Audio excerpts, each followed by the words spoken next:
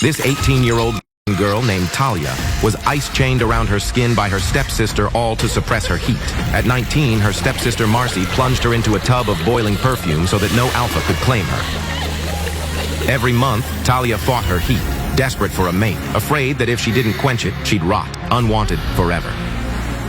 As the harvest moon rose, Marcy was determined to claim the Luna title and solidify her power over the pack. She knew Damon, the strongest alpha, was coming to choose his bride, and she would make sure no one stood in her way. Marcy was the princess of the Red Moon Pack, the perfect daughter, Luna in training, and of course, she hated me, and never missed an opportunity to show it. I didn't know why she always singled me out, probably the same reason as everyone else. She knew I wasn't a real wolf. "It's lovely to see you, Miss Marcy," I lied, praying she would leave. "To what do we owe the pleasure of having you visit us here?" She grimaced. Marcy knew I was forcing myself to be polite to her. "I have come to bear warning to all you Omegas for the upcoming full moon gatherings," she said.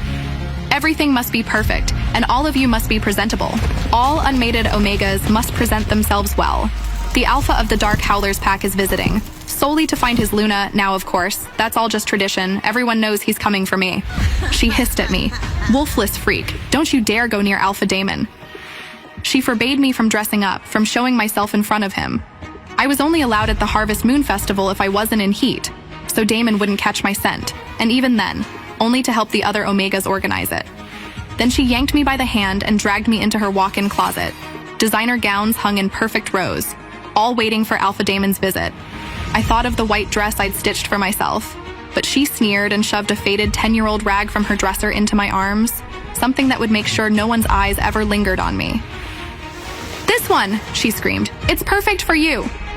"Well, it would, of course, look better on me, even if it's a little short, but for your little legs, it's perfect." She then plucked a dress from one of the racks. It was the same dress Marcy wore on her 16th birthday. And I won't lie, back then I dreamed of wearing it. The silk was rich, soft, the kind of fabric that would glide against the skin and make anyone feel beautiful. For a moment, I almost believed it could look good on me, but then I caught my reflection and wondered, would a dress like this ever suit someone short and wolfless like me? Compared to the other women in the pack, I was short. Like short. The average she-wolf was around 5'9", some taller and some shorter by only a margin of a couple of inches. I was 5 feet 5 inches tall, almost half a foot shorter than all the women.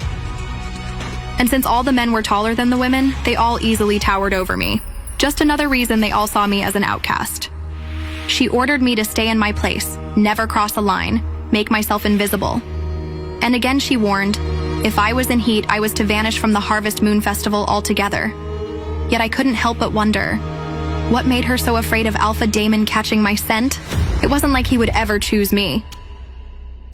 I mean, not everyone can be as lucky as me, you know. Promised to the most powerful, most handsome, sexiest alpha in the country? I mean, it's like a fairy tale. Once our two houses are united, we'll be unstoppable, and my father will be so pleased. The perfect union, Damon and I. I was bred for this, you know? I could only fear what would happen if Damon chose Marcy. Alpha Damon was the leader of the Dark Howlers, the fiercest pack in the realm, the most powerful alpha in all of North America. Women threw themselves at his feet. Rulers trembled in his presence. With a single glance, he could seduce a she-wolf, or tear out a man's throat just as easily. Damon was untouchable. He scorned love, rejected every political match. Not one of the countless brides presented to him had won his favor. None were worthy of being his Luna, the proud she-wolf to rule at his side.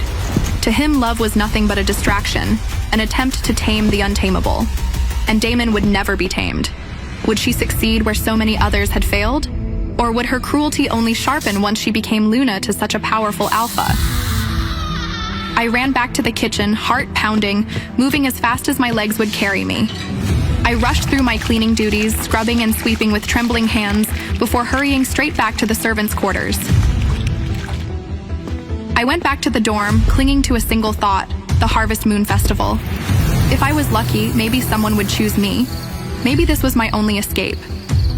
Sleep came quickly.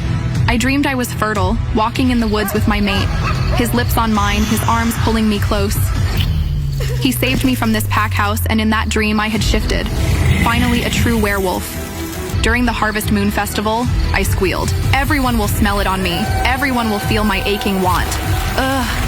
When a werewolf is in heat, they produce a one-of-a-kind, unmistakable scent, impossible to hide and impossible to ignore. Nothing is more embarrassing than to be in heat without a mate, everyone knows, especially alphas. And the worst part? I am the only wolf in my entire pack who can't shift. And that means no one wants me for their mate, and who could blame them? Who would want to bond themselves with a weakling for eternity? I woke and doused myself in perfume, cursing the timing of coming into heat. Desperate, I rushed to the only confidant I had here, Olivia, an Omega like me. Omegas were the weaklings of the pack, responsible for tending to the needs and cares of the rest. And in the Red Moon pack, basically slaves. Olivia was an Omega, like me, but that was the similarity we shared. The others liked her. She could shift, and perhaps most importantly, Olivia had a mate. She turned to me with her wide, kind eyes and asked me flat out, "Are you in heat?" "Yeah, I hate it. My skin is on fire and I feel feral," I replied, annoyed. She warned me not to tell a soul I was in heat. I could lose my only chance to escape if Marcy found out. Just take wolfsbane and douse yourself in perfume. No one will get close enough to notice. She was right. After all, the pack hated me. The entire pack mocked me for being unable to shift, and sometimes would question if I even was a werewolf, or if I even belonged to the pack. Other than Olivia, I had no one. And pretty soon, I wouldn't have her either. Olivia had found her mate, and very soon they would be leaving to live together. They would start their happily ever after. You have to be careful with that stuff, Talia. Too much wolfsbane is toxic, Oliva warned. I know. Just a little in my tea, that's all, I assured her. And don't forget, alphas can still smell heat even with wolfsbane, she continued. Don't worry, Olivia. No alpha will even look at me. I laughed. I am the broken wolf, remember? So what? He could still be your mate, she argued. I don't think so, I replied. And I think he would still reject me, even if he were my mate. Werewolves mated for life. It was an unbreakable bond between a couple, and the Harvest Moon Festival was the biggest night of the year for wolves to find their potential mates. A night to celebrate their unions. You know he wouldn't be able to. His body would still crave you, Olivia explained. No wolf would crave me, I told her firmly. No man in this pack will take me as a mate. My statement made Olivia go quiet. I watched the clock tick by, the dreaded gathering still 12 hours away. My heart raced with one thought. Would any wolf ever choose me as a mate, or would I go unloved for the rest of my life? To calm myself, I went for my morning run, earlier than usual. I preferred to run in the woods, to race among the trees, the dark canopy of leaves above me, and the musty smell of the earth beneath my feet. The smells of the forest intoxicated me. It was then and only then that I felt as though I were truly a wolf. Perhaps that was why something always seemed to be waiting for me there, just beyond my senses. I was running at nearly top speed when something made me stop. Something different. Not just a smell, but a scent. A powerful scent. Something stirred. Something primal. Something I couldn't resist. All the hairs on the back of my neck stood up, every nerve alive, as though my body couldn't decide. Was I facing a predator to fear or a mate to surrender to? What is that scent? I thought, trembling. My mind went hazy and my body limp as the scent of chocolate, coffee, cinnamon, and the forest after the rain attacked my senses. Overwhelming me, bewitching me, to no end. I wanted it to kill me. I wanted to die inside it. It was calling to me, a pull I couldn't fight. Suddenly, I felt myself being watched. I felt myself hunted. I felt eyes devouring me from every direction, and even though I knew I needed to run, I didn't. I just stood in the forest center as though I was inviting it forward. As though I wished it would take me. Why? Why did I want it to come for me? Why was I closing my eyes? Why did I breathe in deeper? I started to shake. Whatever or whoever it was, I knew I could not stick around to find out, but I couldn't let it go. I couldn't move. I wanted it, even if just for a moment more. I wanted it to find me. I wanted it to destroy me, again and again and again. Then, with the snapping of a twig, my eyes snapped open, my legs became mine again, and I ran. I ran as fast as my feet would take me. With each step, I felt it gaining, pulling, clawing at me to stop, as though I could smell it a step behind me, as though I could feel its breath on the back of my neck. Finally, I reached the forest's edge and emerged at the clearing, gasping for air. What in the world was that? I exclaimed the instant I entered the pack house, and the scent disappeared. What was what? Olivia asked, looking at me confused. It's best I keep this a secret, I thought. I'm already an outcast. Don't want to make it worse. Nothing, Olivia, I said to her with a smile. Just a very intense run. Should we get ready for the gathering? She asked. After Olivia finished primping and pampering me, I put on my dress, and I was ready for the dreaded gathering. We walked down the stairs where Olivia's mate Lawrence was waiting. Oh, he howled upon seeing Olivia, causing her to blush. Are you two beautiful ladies ready to party? Just 1 minute, babe, said Olivia as she turned to me and held my hands. This is our last night together, so I need to tell you something, Talia, she said. Even after I leave to live with Lawrence, I want you to promise me you won't give up. Your mate is out there. He's waiting for you, just like Lawrence was waiting for me. I promise you that the moon goddess has a plan for all of us, and you are a part of that. Just like the book I gave you. Happily ever afters do exist, and yours will come, okay?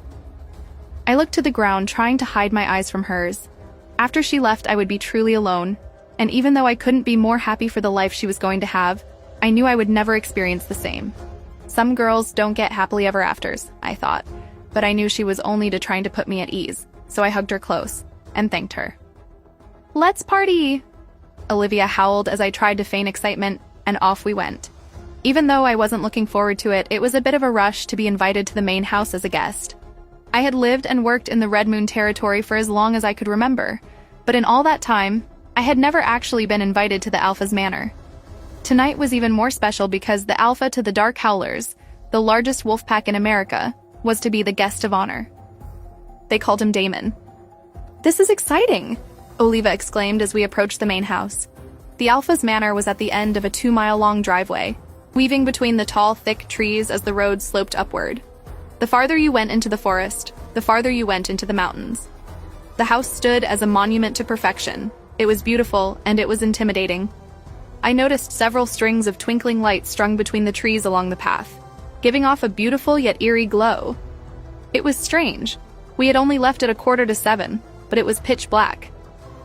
The sun shouldn't have set that quickly, I thought. As we got closer to the house, I saw that several men about my age were directing people where to go. Who amongst you is unmated? He asked in a solemn voice. I am, I said softly.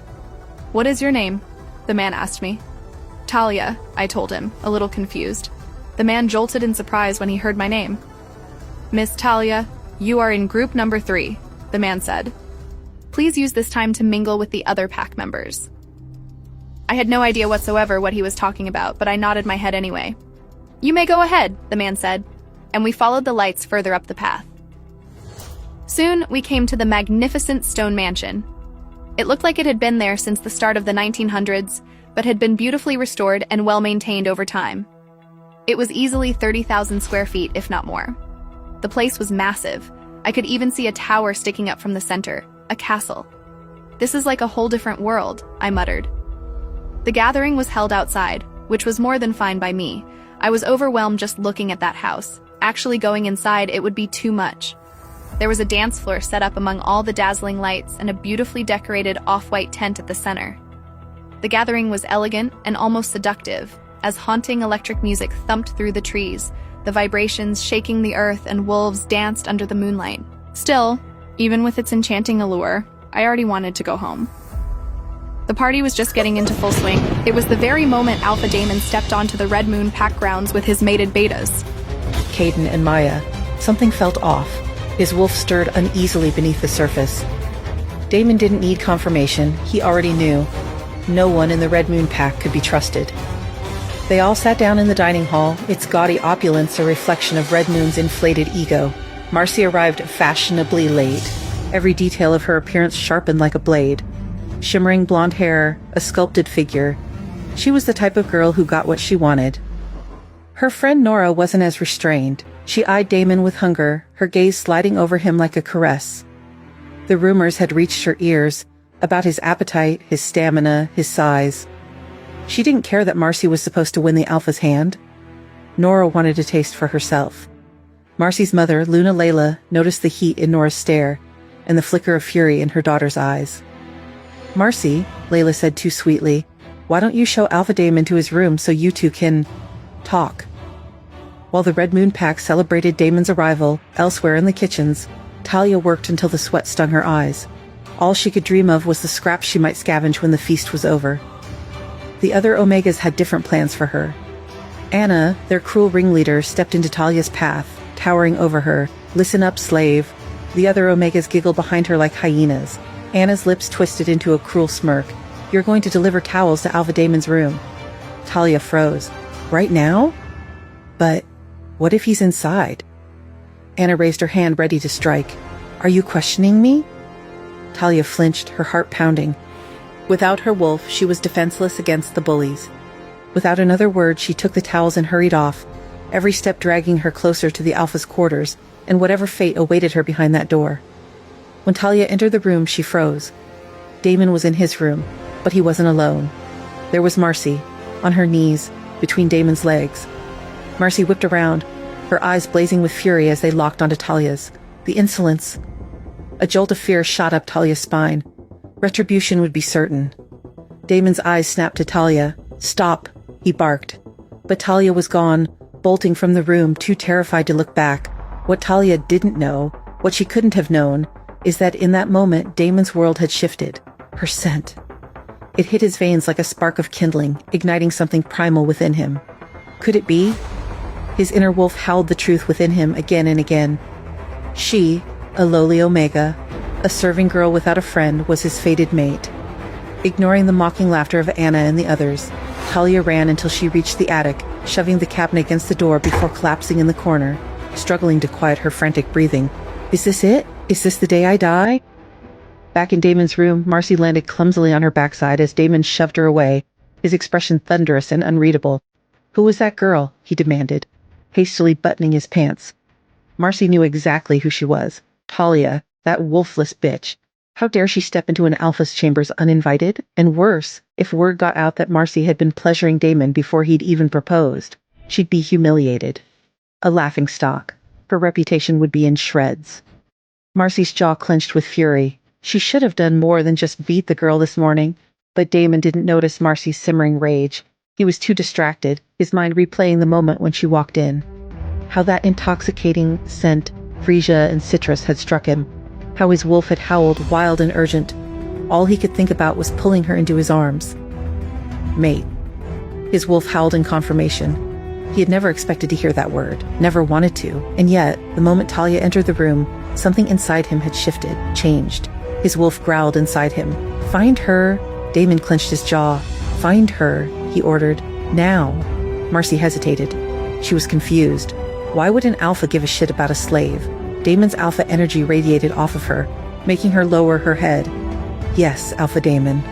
But Marcy already knew. She'd be doing much more than just finding her. Meanwhile, Damon paced, running his tongue over his teeth, irritated beyond reason. His body still ached with unfinished release, but the thought of Marcy's coconut scent made him recoil. It wasn't her scent he wanted. It wasn't her body against his that he needed. It was her. Talia. The girl with the smart doe eyes and copper-colored hair. Damon prowled through the pack house, inhaling deeply. Nothing. No trace of her scent. His wolf snarled. Find her. If she was really my mate, why did she run? Why didn't she feel it too? You had another woman on her knees in front of you, his wolf sneered. What did you expect? That she'd throw herself into your arms? Damon scowled. His instincts screamed at him to chase, but logic held him back. He needed to stay in control. If he lost control and Marcy found out the truth, there was no telling what they would do to her. For now, he would wait. Later that night, Marcy returned to Damon's chambers. She couldn't wait to tell him how she put the girl in her place, that wretched, wolfless slave. But when she saw Damon standing there, Marcy forgot all about the girl, and she would make him forget all about her too. But Damon barely acknowledged her, his mind consumed by the memory of that freesia scent. Marcy advanced. Hello, Damon. Damon swiftly turned toward the door to see Marcy peeking in. He wondered if she even knocked, but even if she did, he probably wouldn't have noticed. He never felt this distracted. What if that was an enemy? That copper-haired girl already caused him to be weak, and he didn't even acknowledge their mate bond. Why are you here? Damon asked. You look tense, Marcy said while reluctantly putting her palms on Damon's firm chest. I can help you relax. Damon's lips lifted into a half smirk. And how would you do that? I know that nothing is confirmed, but technically we are engaged. Damon observed her fingers as they moved slightly. She felt him out over the thin fabric of his shirt. He noticed a big ring on her right middle finger, an oval-shaped ruby with small diamonds surrounding it. Damon looked at her almond-shaped blue eyes, straight nose, and full lips, and he confirmed that she objectively appeared attractive. Damon felt his wolf's anger and dejection, but he decided to ignore it. Unaware of the conversation Damon had with his wolf, Marcy inched closer to Damon and she smiled seductively. I can.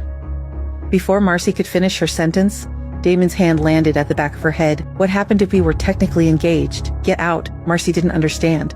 What? I said. Get out. The clock struck 2. Damon lay restless, tension coiled in his muscles, his thoughts tangled in a torment he refused to name. The oppressive stillness of the Red Moon pack house suffocated him.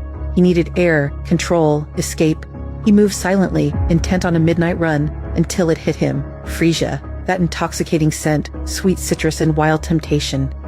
His pulse pounded, his body moving before his mind caught up, drawn to the scent like a predator to prey. His hunt led him to the kitchen, shadow pooling in the corner, the hum of the refrigerator filling the quiet. And there she was. A small figure bathed in the cold glow of the open fridge, unaware of the danger lurking just behind her. Damon closed the distance, too close. Close enough that his heat ghosted over her nape, close enough that he could imagine how she'd feel beneath him. Soft. His voice came unbidden, dark, possessive. Talia gasped, jerking back, right into him. She spun, eyes wide, body trembling. Fear. A scent he despised on her. Oh, she whimpered, rubbing the back of her head, shrinking under his gaze. Wrong move, little one. You're not leaving. She scurried sideways, but Damon was faster, his arm blocking her escape. What are you sorry for? He murmured, his voice low, dangerous. She stammered, refusing to meet his eye, her lip caught between her teeth. A sight that shouldn't send heat curling in his gut, but damn it, it did. He cupped her chin, tilting her face toward the light. Sparks. A wildfire licked up his arm, searing through his vein. His wolf howled, triumphant. Mate. But that momentary euphoria crashed when he saw her bruise. His grip tightened. Rage. What happened? His voice was no longer smooth. It was a blade, sharp with violence. She flinched. I fell. Lies. His thumb ghosted over the mark on her cheek. It was shaped like a ring. Marcy. His wolf roared inside him, demanding blood, demanding vengeance. Who did this? He growled. Talia shuddered. No one. A lie. A plea. A desperate attempt to protect the monster who hurt her. Damon inhaled deeply, trying to rein in the storm inside him, but her scent, the sweetness, the fragility, it wrecked him. I will not hurt you, he swore. His tone softer now, but she didn't believe him. He could see it in the way her body coiled, ready to run. Then she did. Gone. Vanished. She had run from him again. Damon couldn't believe it. Damon stood frozen for a second. Then, damn it, his wolf snarled. Find her. Damon's body moved on instinct, chasing the fading scent of freesia into the night. Damon halted in the middle of the garden, nostrils flaring as he inhaled deeply, searching for her scent. The freesia and citrus still lingered in the air, but it was interwoven with the overpowering fragrance of hydrangeas and roses, scattered wildly by the wind. Shit, he cursed, his fists clenching. I lost her. Why did she run? Maybe because you scared the soul out of her. His wolf growled. Damon frowned. I scared her? You grabbed her, cornered her, demanded answers? You think she's not used to being mistreated? And let's not forget, the first time she saw you, another she-wolf was on her knees for you, and you barked at her to stop. Hardly a warm introduction, if I may say. Damon cursed under his breath. He hadn't considered it from that angle. The girl haunted him. Her wide, fearful eyes, the bruises marring her delicate face, the way she shrank when he spoke. It made something primal inside him snap. If she's my mate, why didn't she feel it? She should have wanted to be near me, not running for her life. Maybe she doesn't know you're her mate. Is she too young? No, she's small and malnourished, but she's definitely over 18. His wolf hesitated. The problem is, I can't sense her wolf. Damon's body stiffened.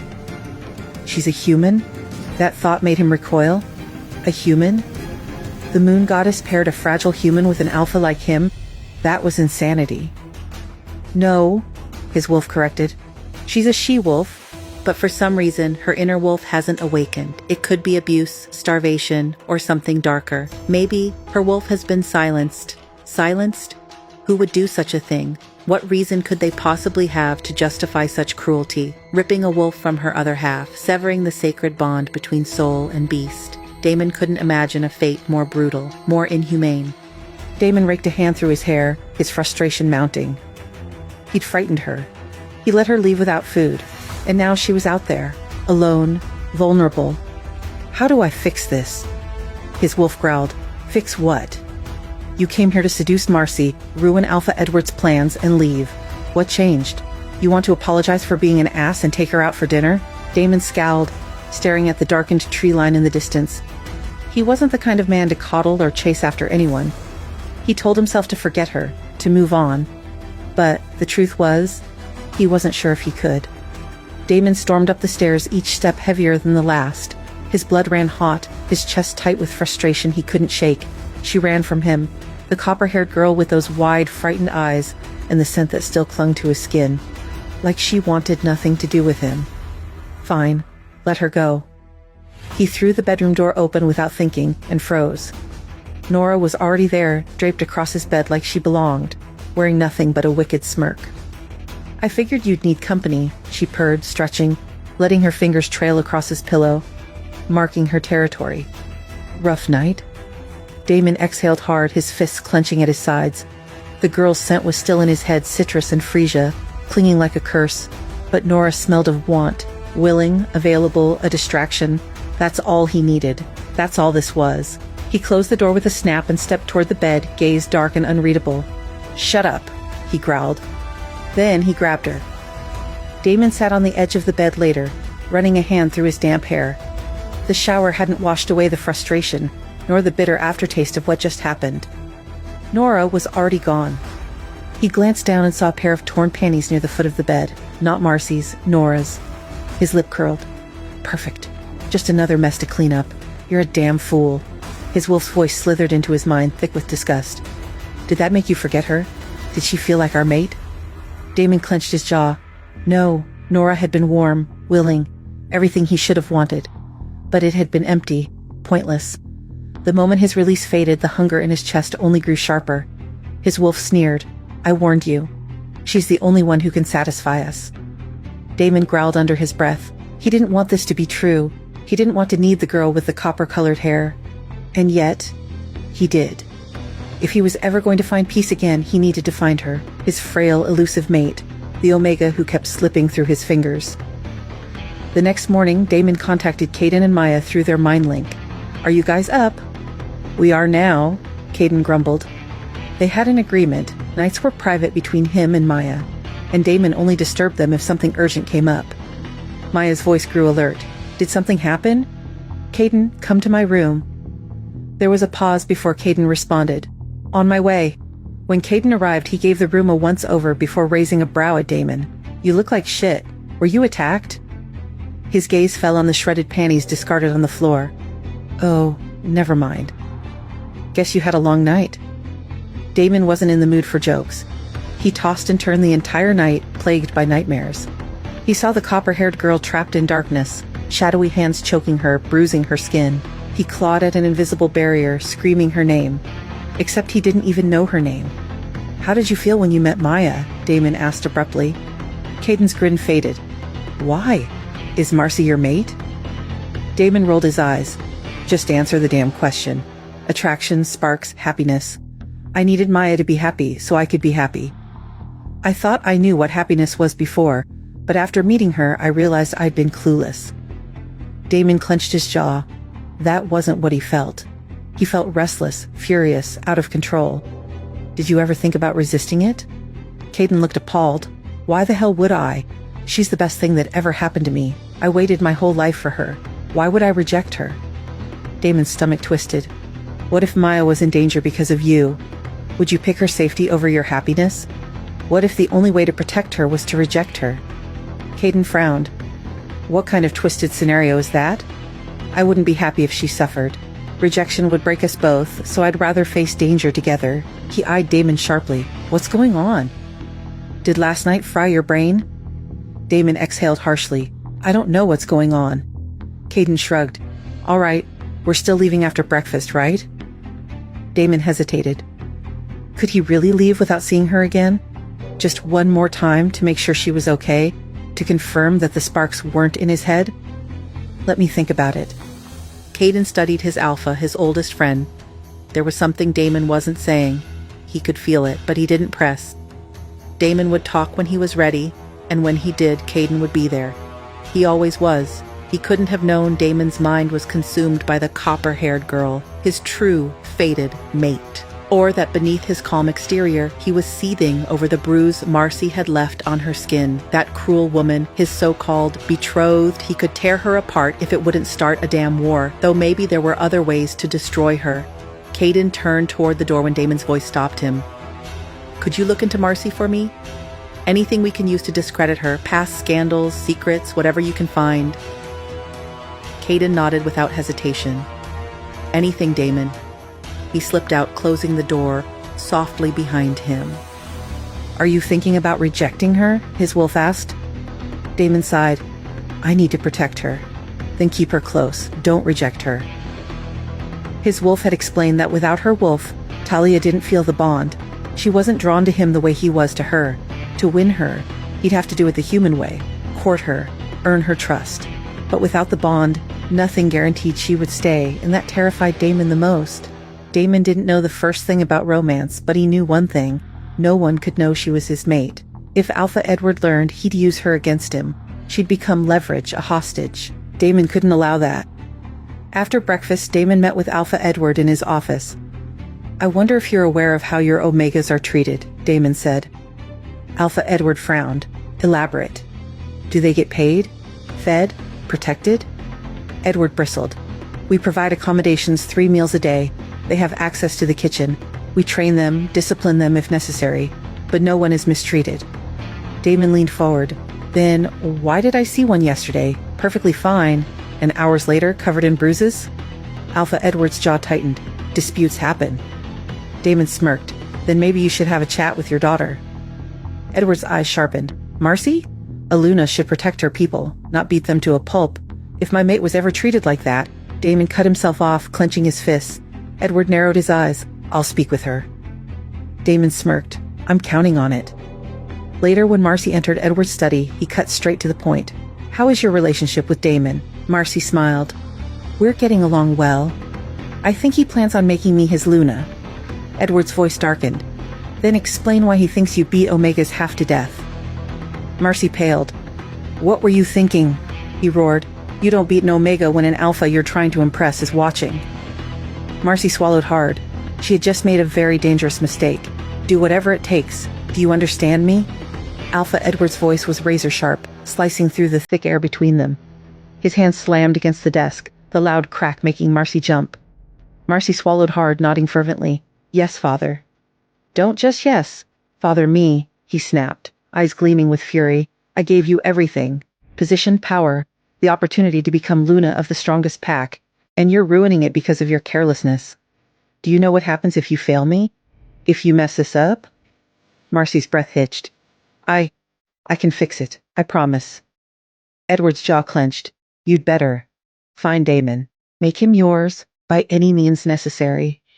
Marcy rushed to her room, slamming the door shut behind her. Her hands trembled as she braced herself against the vanity. That was close. And it was all her fault. That lowly mutt, Talia, a constant thorn in Marcy's side.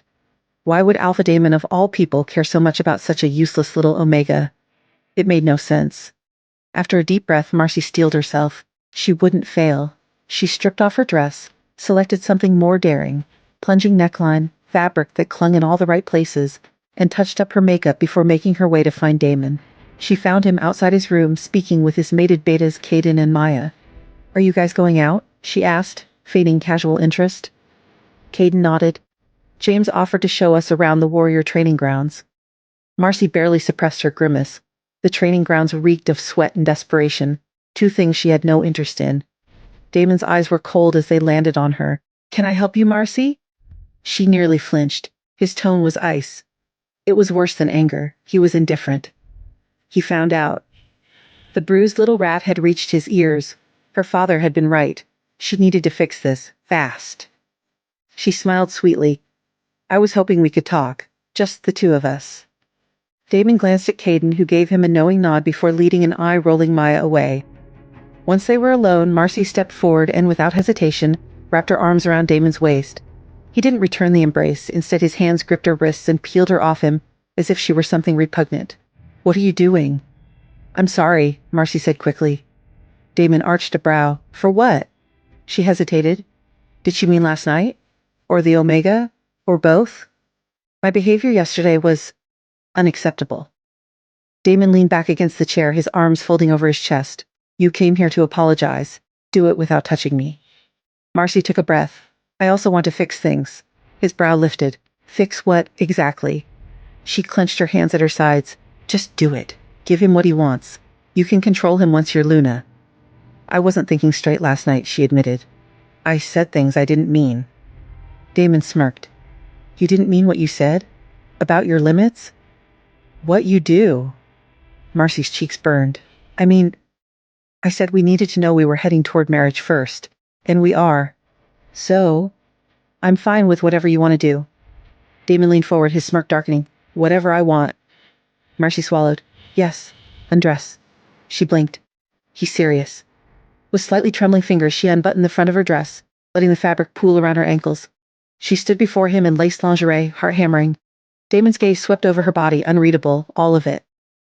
She hesitated for only a second before obeying. The bra slid from her shoulders, the panties kicked to the side. She stood bare, feeling powerful and vulnerable all at once. Damon's smirk remained. "Turn around." She did. Slowly. Gritting her teeth, she obeyed. Damon circled her slowly, and then... Smack! Marcy jolted as his palm connected with her bare skin, leaving a bright pink imprint on her skin. The sting melted into pleasure, making her whimper. She arched her hips, offering more. But Damon stepped away. She turned, confused, just in time to see him buttoning his cuffs. "What?" she gasped. "What are you doing?" Damon smirked, voice dripping amusement. "Parting is such sweet sorrow." And with that, he walked to the bathroom, washed his hands as if cleansing himself of her, and left without looking back. Marcy stood there naked, humiliated. He just left. Damon used his mind link to check on Caden and Maya. "That was fast," Caden teased as Damon joined them. "Shut up," Damon replied. Maya crossed her arms. "Did you get anything we can use against Marcy?" Damon exhaled. "No." Caden and Maya exchanged a look. "She's been careful," Caden admitted. "No photos, no proof of her messing around. Just whispers." Damon's jaw tightened. "Keep digging. Someone has something." "We did find something else," Maya said, holding up a sealed envelope. Damon's eyes narrowed. "About Marcy?" "No," Caden shook his head. "Another girl from the Red Moon Pack. A servant girl with copper hair." Damon's eyes widened, his entire body stilled. He snatched the envelope from Maya's hand and tore it open. He couldn't believe his eyes. His grip tightened, voice low and urgent. "We need to find her, the copper-haired girl, now." "You don't even know her name," Maya pointed out. Damon clenched his fists. "But I know her scent." He turned abruptly. "I'll be back in 10 minutes." Maya and Caden exchanged another look as he strode off. "What's gotten into him?" Maya asked. Caden sighed. "Hell if I know. But I think we just found his weakness." "You smell like trouble, Alpha Damon. The kind I wouldn't mind getting tangled with," Nora purred, stepping too close. Damon's gaze snapped to hers, ice cold. "Back off, Miss Nora, unless you want rumors spreading about how you sabotaged Marcy's Luna prospects to warm my bed. I doubt Alpha Edward would appreciate that." Nora's smile faltered, but she quickly masked it with a forced chuckle. She took a deliberate step back. Damon barely noticed. His mind churned, trying to piece together the mystery of the copper-haired girl who had wrecked his sanity with a single glance. If she was an Omega, she should have been in the community housing, but her scent was nowhere. If she was a prisoner, she wouldn't have had the freedom to sneak into the kitchen. Yet she was thin, too thin, and hungry, her body bruised and neglected. Why? He had searched every building, every hallway, yet she was gone. His frustration gnawed at him. Logic dictated that he should leave, forget her, erase the phantom scent of Frisia from his mind. But every time he tried, something primal inside him refused. Just once. One more time. He needed to see her. feel the electricity between them. Then, maybe he could let her go. Maybe. "There's a girl in the attic," a maid Omega had whispered. Damon moved before she finished her sentence, his heart pounding like war drums in his chest.